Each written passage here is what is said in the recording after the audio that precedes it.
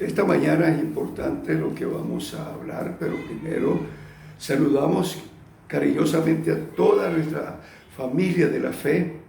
Saludamos a los hermanos también que nos están escuchando en otros lugares. Saludamos también a niños, a juveniles, a adolescentes, a jóvenes, a personas adultas, mayores y ancianas.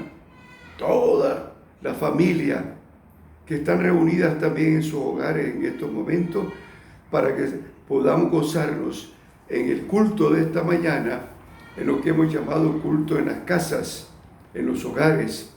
Ahí está la iglesia representada por cada hermana, por cada hermano, por cada familia. Y por eso en esta hora venimos para hablarles acerca de la palabra del Señor. Y hemos hablado muchas cosas acerca de las situaciones que estamos viviendo. Hemos hablado cómo poder orar, cómo poder presentar las cosas al Señor. Y esperamos que eso haya servido mucho en la vida espiritual de ustedes. Ahora en esta mañana voy a presentarles el tema muy importante, muy personal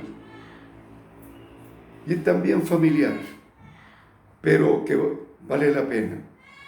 He titulado el tema de esta mañana: somos la solución y no el problema.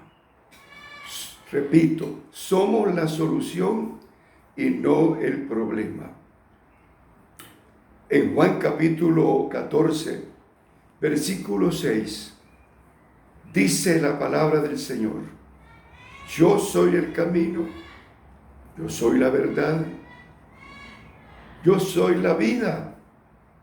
Nadie va al Padre sino por mí.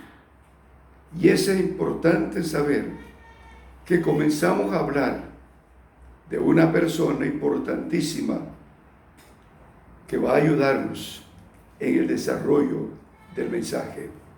También hablaremos un poco de otra persona que nos ayuda para poder darle vida a los creyentes, a las iglesias, a los que nos escuchan, para poder ir hacia adelante.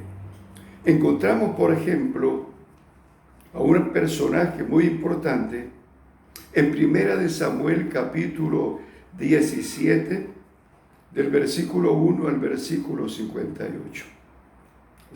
Te diría muchos versículos, sí, así es.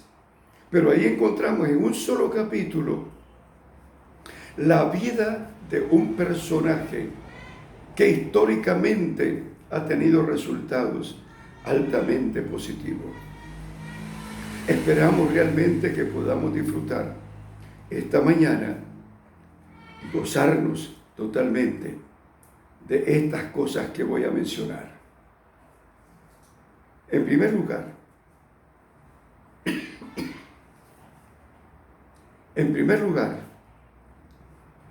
vamos a hablar de un hombre llamado David, rey de Israel, rey de Jerusalén, pero vamos a hablar un poco antes de que él fuese rey. En primer lugar, Samuel va y lo busca y lo unge y le dice: tú serás el próximo rey de Israel. Más tarde lo encontramos tocando en casa de Saúl, el rey Saúl, arpa para que el espíritu que lastima a Saúl se calme, y después se va de nuevo para atender a las ovejas de su papá. Más tarde encontramos una pelea tremenda, ya en el capítulo 16, en capítulo 17 y 18, encontramos peleas fuertes contra los filisteos. En el capítulo 17 nos dice la palabra del Señor que había un gigante que estaba en medio del pueblo de los filisteos, de los soldados, contrario donde estaban los soldados de Saúl, y estaba en espera de combate. De repente salió de en medio del grupo de los filisteos, de los soldados, un hombre alto, de 7 pies de alto, con una armadura imponente, con algo que realmente daba miedo, daba terror. Dice que en su mano llevaba una lanza como un molino, que tenía un escudo que el escudero llevaba grandísimo, que lo cubría todo. Igualmente tenía jabalinas en su espalda. Y en sus rodillas también había protección de hierro. Así que aquello era una figura demoledora frente a todo el ejército de Israel. Y comenzó a gritar y a decir: miren, israelitas, tienen un varón, un solo varón tienen para que lo manden a pelear conmigo. Si él gana, nosotros, el pueblo de los filisteos, nos convertimos en sus esclavos. Pero si yo gano, ustedes se convierten en nuestros esclavos. Eso lo encontramos realmente en versículos fuertes, donde habla Goliat retando al pueblo de Israel. Entonces lo he llamado yo, este es el problema del pueblo de Israel en estos momentos. ¿Cuál es el resultado de este momento?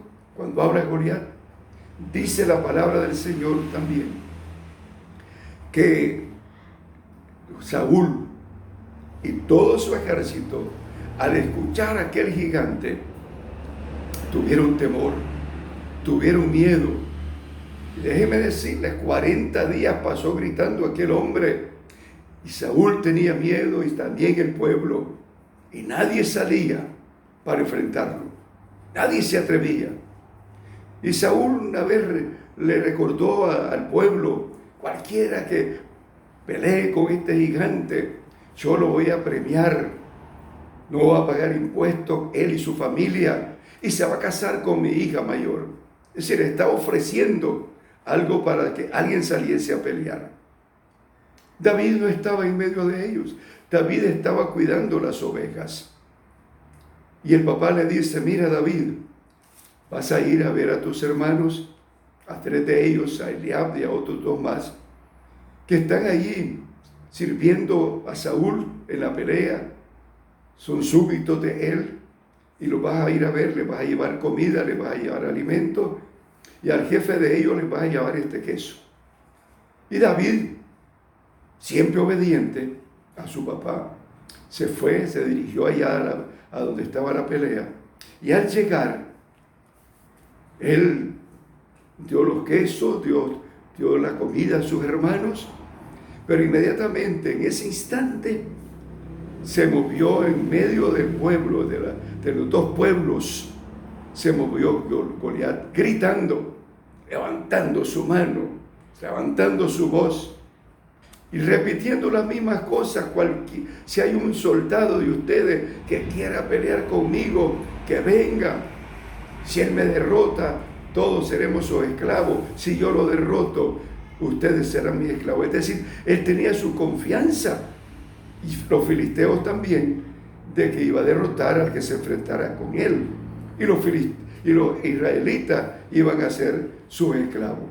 Ese era lo que él sentía en su vida, y lo garantizaba al expresarse así. David lo oye, pero este muchacho de 17 años, no era un hombre mayor de 20, 25 años, no, un joven de 18 años, que había sido pastor y que había cuidado las ovejas de su padre por esos 18 años. Ahora escucha a Goliat.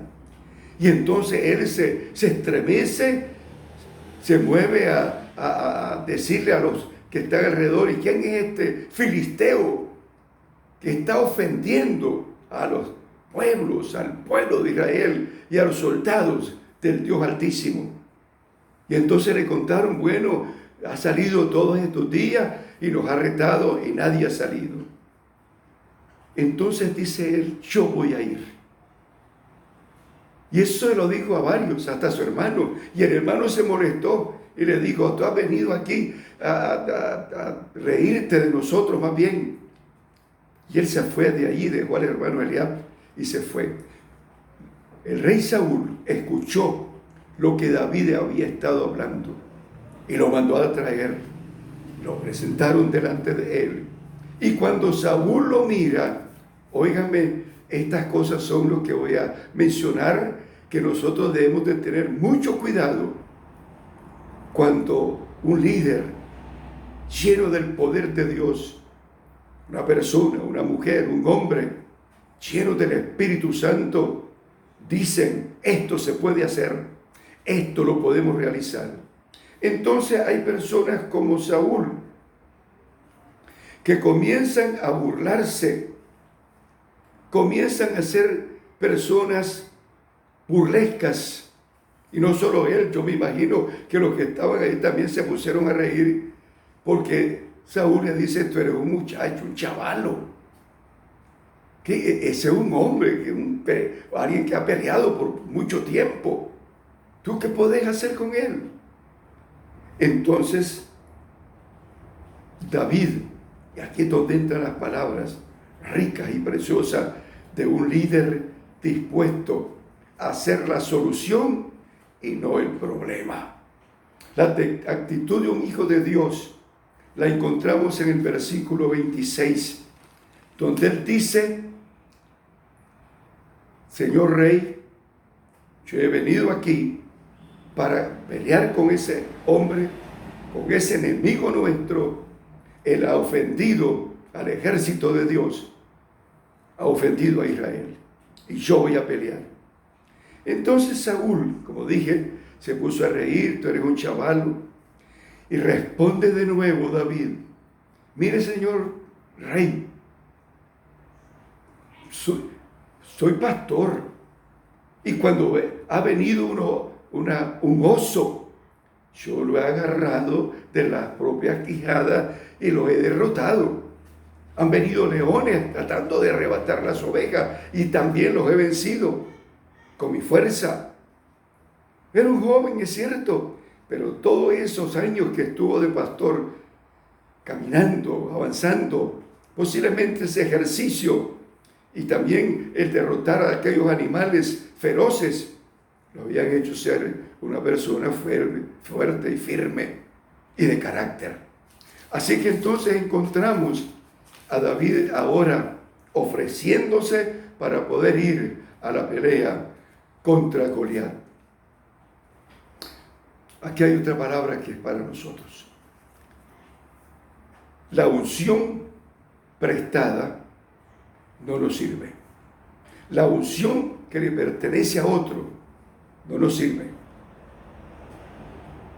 Saúl dice, bueno, te voy a prestar mi armadura, tú te la pones y vas a la pelea. David intentó hacerlo, hizo algún movimiento para ponérsela, pero no le quedó muy grande, porque Saúl era alto, pero no le quedó la armadura. Entonces David se quitó todo aquello y le dijo a Saúl, no, yo nunca he peleado con esto, nunca ha sido parte de mi vida. Y él dijo, yo voy con mis armas. ¿Cuáles eran las armas de David? Muy importante saberlo. Número uno, él tenía un cayado, es decir, una vara alta, fuerte, gruesa, con que él caminaba por las montañas, guiaba las ovejas. Esa parte de él, un cayado. En segundo lugar, él recogió 5 piedras lisas, pasó por un río y por eso levantó 5 piedras lisas, más o menos de un tamaño regular. Las metió en el zurrón, que era también parte de su herramienta, como pastor que era. Y la otra herramienta que él usaba era su honda. La honda que usaba David era cuero en uno de los extremos, y en los otros extremos se metía el dedo en una gasa y se giraba y se tiraba la piedra. Casi siempre David daba en el blanco. Así que tenía estas armas sencillas, Cualquiera diría, está loco David, ¿qué va a hacer con esas cosas? Y veamos lo que le dice entonces con su actitud Goliat de prepotente, de que puede todo, de que está bien armado, y se pone a reír de David y lo ve como un chavallo, como un muchacho, y le dice, ¿cómo es posible que vengas tú y nadie se haya tomado o haya tomado tu lugar otra persona? ¿Vienes con palo? ¿Crees que soy un perro que me va a espantar? Mira lo que voy a hacer. Y comienza a mencionar sus dioses, Goliat, y a decirle a David, mira muchacho, mis dioses me van a ayudar, yo te voy a derrotar y tu cuerpo se lo voy a dar a comer a las aves. Entonces entra también en acción el coraje de David, la fortaleza de David, la presencia de Dios en David. Y él comienza a hablar y a decirle, mira, señor Goliat, realmente yo no vengo ni con armas, no las tengo, pero vengo en el nombre maravilloso del que es mi Dios, del que es todopoderoso, del que todo lo puede. Él me ayuda y vamos a vencer. Déjeme decirle, Goliat, usted es el que va a ser comido por las aves del cielo.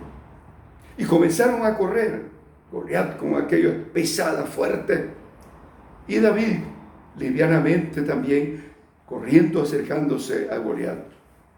Tomó una piedra de su saquito, de su zurrón, la sacó, la puso en la honda y comenzó a girarla. Uno se imagina estas cosas que parecieran simples cuentos, pero es que cuando uno le pertenece a Dios, hace proezas en su nombre. Y David comenzó a girar todo lo que tenía, sus fuerzas, y la soltó la piedra. Y aquel momento, déjeme decirle así, yo creo que Dios tomó la piedra y la guió certeramente a la frente de aquel gigante. Y aquella piedra se incrusta en la frente del gigante e inmediatamente es derribado y cae de frente a David, aquel hombrón totalmente acabado. Pero entonces David corre inmediatamente y lo que hace es tomar la espada del gigante, porque no tenía espada, y saca la espada del gigante y le corta la cabeza y la levanta. Cuando él levanta la cabeza, este líder, que es quien viene para ser parte de la solución del problema, cuando lo ven todos los israelitas, lo ve Saúl, entonces cobran ánimo, recobran fuerzas, se levantan y van detrás de los filisteos y los derrotaron totalmente. Eso es lo que hace un líder cuando realmente viene con ese propósito de ser quien solucione problemas y no ser nunca el problema. Esto es importante que usted y yo lo tomemos en cuenta, porque realmente cuando lo hacemos, vencemos. Pero hay una segunda persona, mucho más grande que David. Hay una persona mucho más poderosa que David.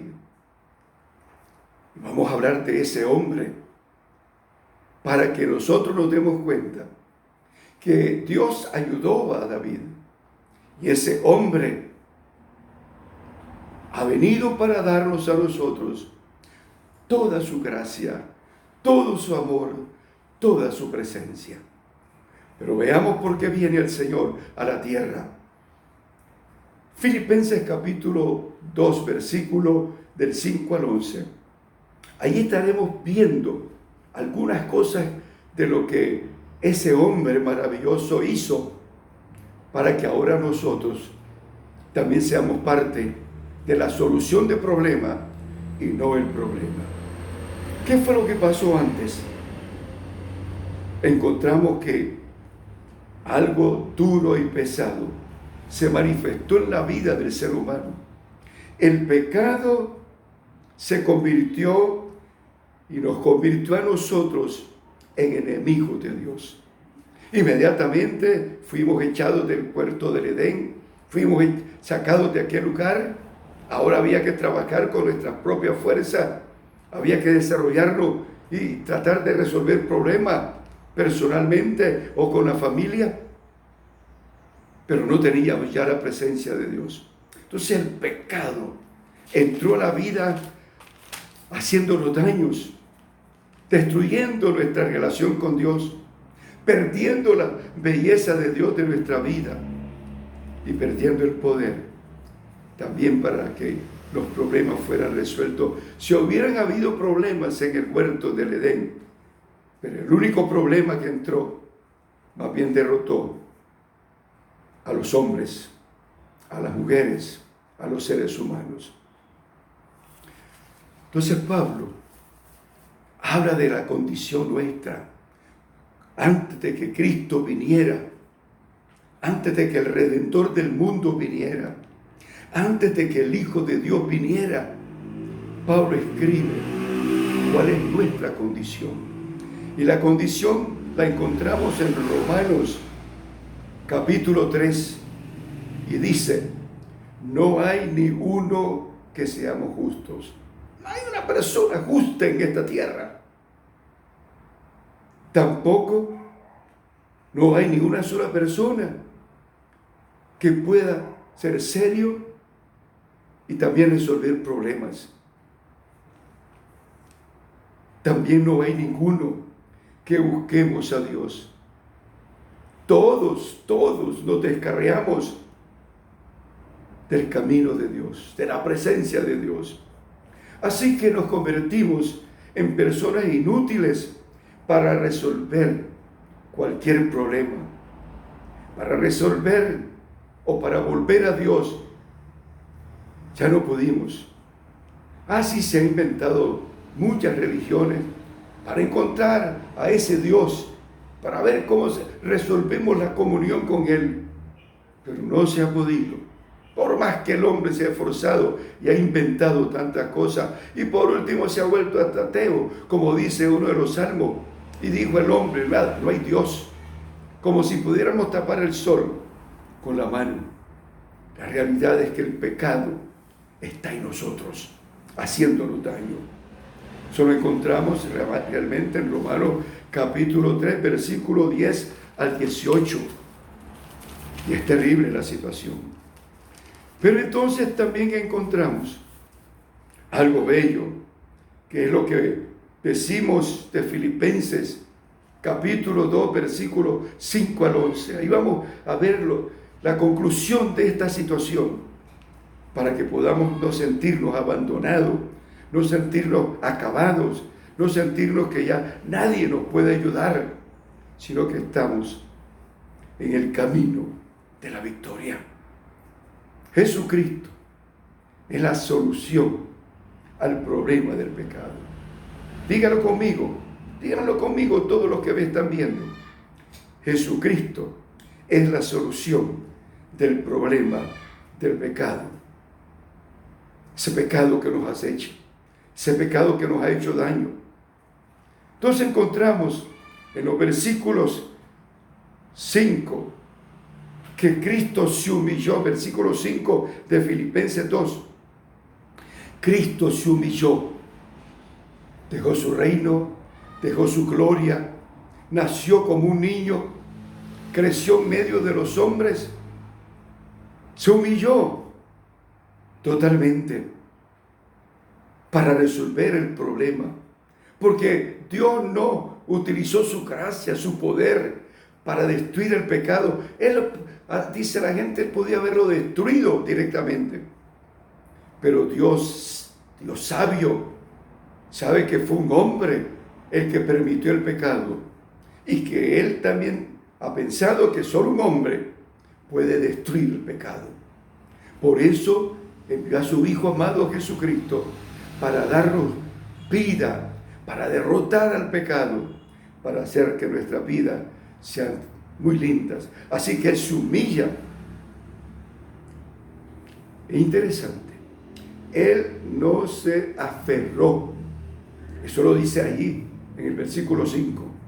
Él no se aferró reteniendo celosamente para sí querer ser como Dios, sino que se despojó de ella, quedó realmente desnudo.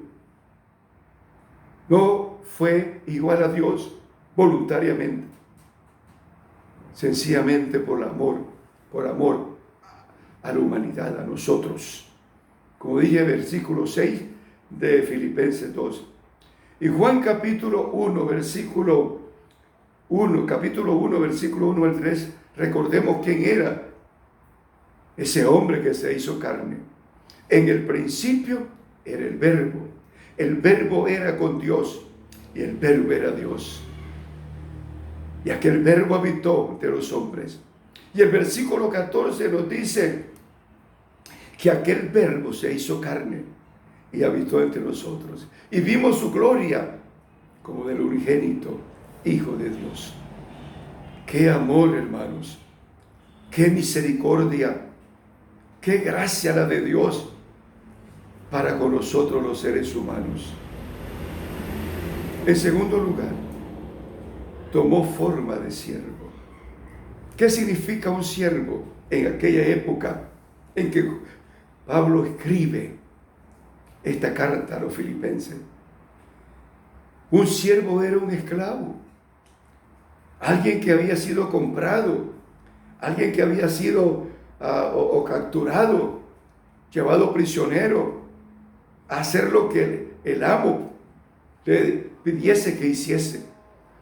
Pero ahora este Cristo maravilloso, el Dios dueño del universo, dueño del cielo y de la tierra, se humilla haciéndose hombre, haciéndose carne, haciéndose totalmente un ser humano.